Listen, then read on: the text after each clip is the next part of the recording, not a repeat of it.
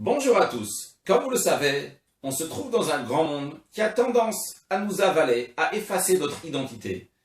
Aujourd'hui, ensemble, voyons la solution pour non seulement ne pas se faire avaler, mais aussi pour pouvoir gérer le monde qui est autour de nous et accomplir notre mission. La Torah nous raconte dans la paracha de Vayetse que le troisième des patriarches, qui s'appelait Yaakov, a quitté la ville de Be'er Sheva où se trouvaient ses parents, sous l'ordre de ses parents d'aller à Haran en Mésopotamie et se marier avec une fille de la famille. Yaakov a écouté ses parents et il part sur le chemin, il s'arrête pendant 14 ans dans la yeshiva, dans un lieu d'étude de deux grands sages de Shem et Ever.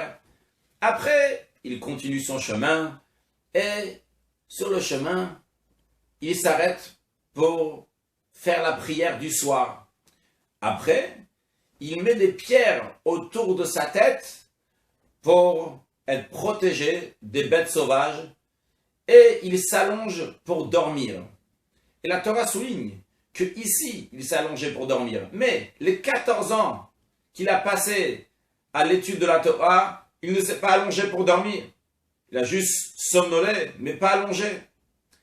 Et puis les 20 ans à venir, dans lesquels il va travailler à Haran, en Mésopotamie, chez Lavan, qui était son oncle, qui va devenir son beau-père, là-bas aussi, Yaakov n'a pas dormi. C'est pas allongé pour dormir. Puis la Torah raconte que Yaakov, le lendemain matin, il a fait une prière à Dieu, que je retourne en paix chez mon père. Et après, il est arrivé donc à Haran, en Mésopotamie. Là-bas, il a travaillé chez Lavan, son oncle, son futur beau-père. Il s'est marié avec ses filles. Et il a eu des enfants, et plus tard, au bout de 20 ans, il est reparti chez son père.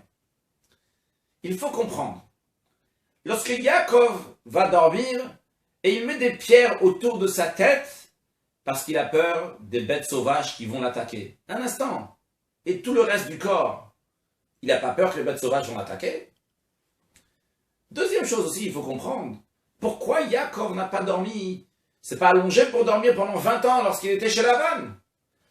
Quand il était pendant 14 ans en train d'étudier la Torah, je comprends avec l'assiduité de la Torah, l'importance de la Torah, il reste réveillé un maximum toute la nuit, il s'allonge pas, il perd pas de temps. Mais 20 ans, il travaille chez Lavan, pourquoi pas dormir? Allonge-toi tranquillement, fais un bon dodo. Seulement l'explication est la suivante. Yaakov, il était chez ses parents dans un endroit de calme, de sérénité, de tranquillité. Maintenant, il sort de là-bas pour avoir affaire avec le grand monde.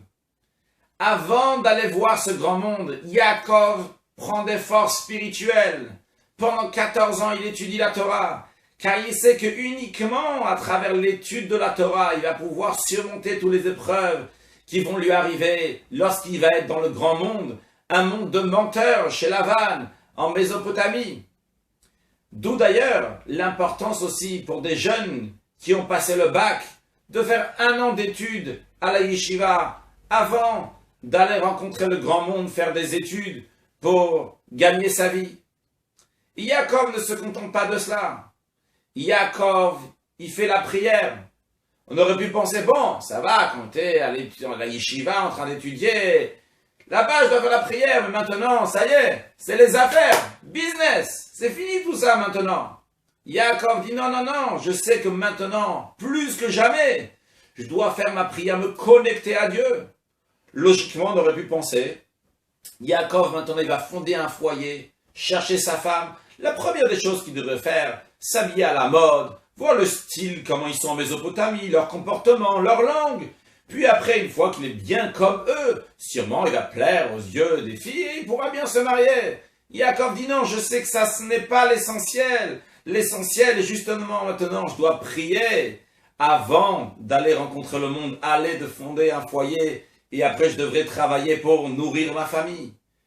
De la même manière aussi pour chacun de nous, avant de sortir le matin, d'aller rencontrer le monde, mettre les tefilines, faire une petite prière, mettre une pièce à la tzedaka, à la charité avant de sortir de la maison, se connecter à Dieu, justement en prenant ses forces spirituelles uniquement par cela. Quand on va aller dans le monde, on va garder notre morale, on va garder notre identité, on ne va pas se faire avaler par l'extérieur.